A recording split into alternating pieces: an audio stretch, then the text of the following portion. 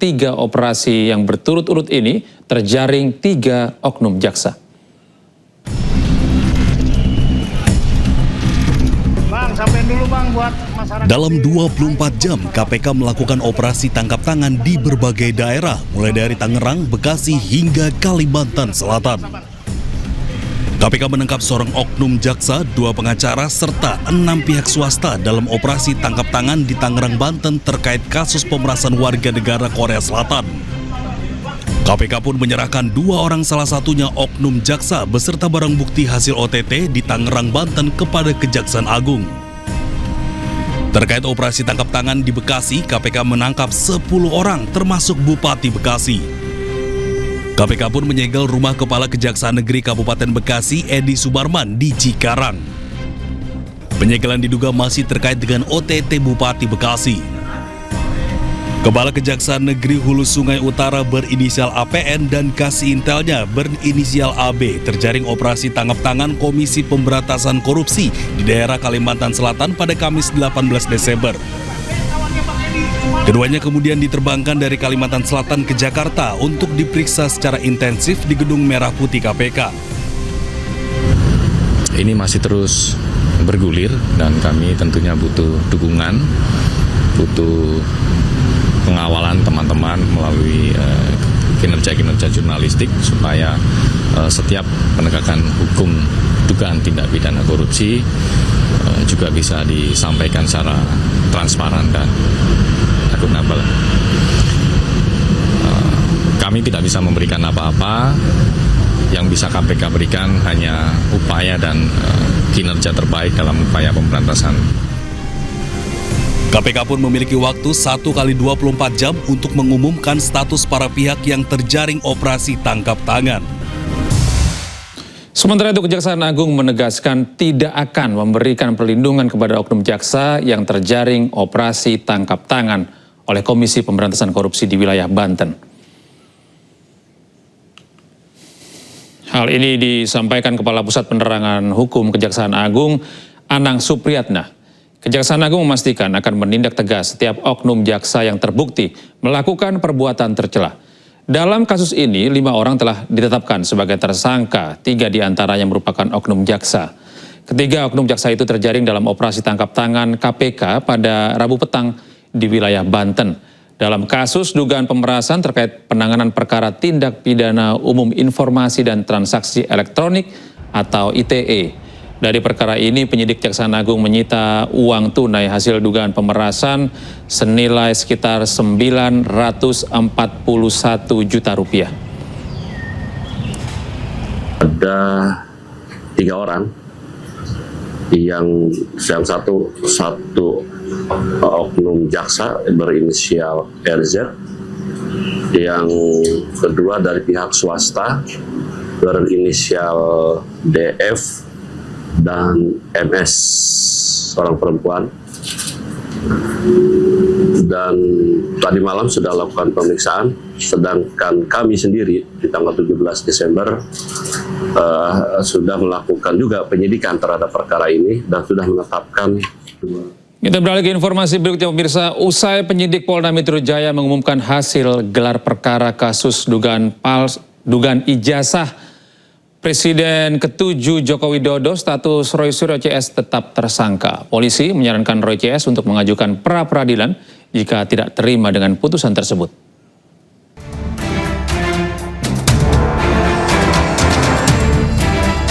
Penyidik di Treskrimum Polda Metro Jaya menantang para tersangka kasus ijazah Joko Widodo mengajukan gugatan pra-peradilan.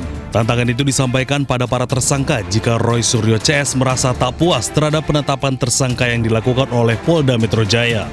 Adapun terhadap penetapan tersangka yang sudah kami lakukan, apabila para tersangka atau kuasa hukum keberatan, maka dipersilakan untuk melakukan pengujian melalui mekanisme pra-peradilan sebagaimana yang sudah diatur dalam KUHP.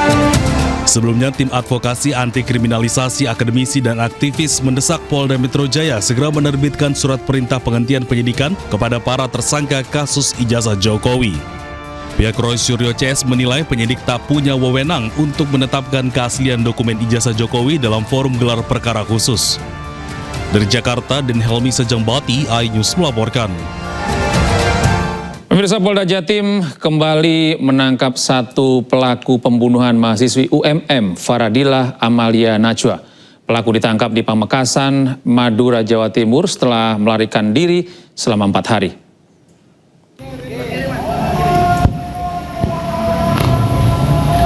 Pelaku berinisial S selalu berpindah-pindah mulai dari kota Lumajang, Probolinggo, Bondowoso hingga ke Pamekasan, Madura. Seperti diberitakan sebelumnya, jenazah seorang perempuan ditemukan di sebuah parit di daerah Purwosari, Kecamatan Wonorejo, Kabupaten Pasuruan. Sebelumnya, seorang anggota Polres Probolinggo, Bribka Agus Silaiman, dengan inisial AS yang juga ipar dari korban sudah diamankan. AS diduga pelaku utama. Pemirsa, puluhan warga desa Suradeg di Kabupaten Aceh Barat mendadak gempar setelah ditemukan butiran yang diduga emas di halaman rumah salah satu warga. Fenomena ini memicu warga lainnya untuk mendatangi lokasi dan berburu emas dengan mendulang pasir dan air secara manual. Rekaman video viral beredar luas di sosial media yang berisi puluhan warga sedang mengumpulkan butiran biji emas hasil mendulang. Nampak para emak-emak sibuk menggali tanah di area pekarangan rumah dan menyuling kubangan air tanah. Dengan menggunakan alat seadanya seperti skop, ember, dan kuali besi untuk mendulang pasir demi mencari serpihan logam yang diduga emas. Salah satu warga bahkan menunjukkan butiran kecil berwarna kuning berkilau dari telapak tangan yang diyakini sebagai butiran emas.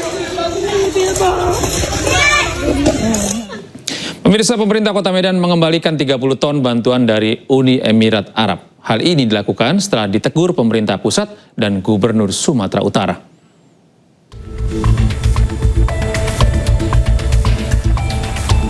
Bantuan Uni Emirat Arab yang telah diterima oleh pemerintah Kota Medan akhirnya ditarik dan dikembalikan ke Uni Emirat Arab. Hal ini dilakukan Pemkot Medan usai ditegur pemerintah pusat dan Gubernur Sumatera Utara lantaran pemerintah belum membuka diri untuk menerima bantuan dari pihak asing. Diketahui bahwa bantuan dari pemerintah Uni Emirat Arab tersebut diserahkan Wakil Duta Besar Uni Emirat Arab untuk Indonesia, Syaimah Al-Hebsi, di Posko Bantuan Bencana Kota Medan, Gedung PKK Medan, Sabtu 13 Desember lalu. Bantuan yang diberikan berupa beras sebanyak 30 ton serta 300 paket bantuan yang terdiri dari sembako, perlengkapan bayi, dan perlengkapan ibadah sholat. Kembalikan kepada Uni. Alasannya apa Pak Wali? Karena memang pemerintah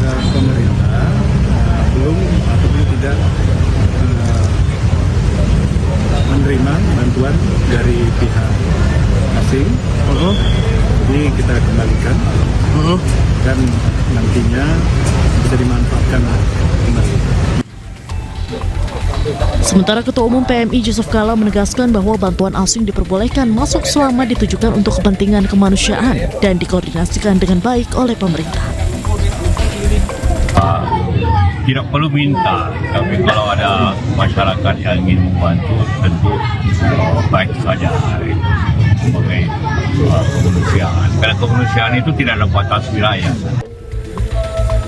JK juga mengajak seluruh pihak untuk bekerja bersama dalam penanganan bencana di Sumatera. Tim Liputan iNews melaporkan. Sementara itu, Gubernur Sumatera Utara Bobi Nasution menjelaskan bantuan kemanusiaan untuk korban banjir di Medan bukan berasal dari pemerintah Uni Emirat Arab, melainkan dari organisasi non-pemerintah. Bobi bersama Wakil Wali Kota Medan yang ditemui di lapangan udara Suwondo, Medan menjelaskan hasil koordinasinya dengan Kementerian Dalam Negeri terkait mekanisme penyaluran bantuan dari luar negeri. Jika antar pemerintah atau government to government, maka penyalurannya wajib melalui pemerintah pusat. Sementara itu, jika bantuan luar negeri berasal dari organisasi non-pemerintah, maka tidak diserahkan langsung kepada pemerintah daerah dan penyaluran bantuan harus melalui pihak organisasi non-pemerintah di Indonesia. Kalau bantuannya G2G tentu kita serahkan ke pemerintah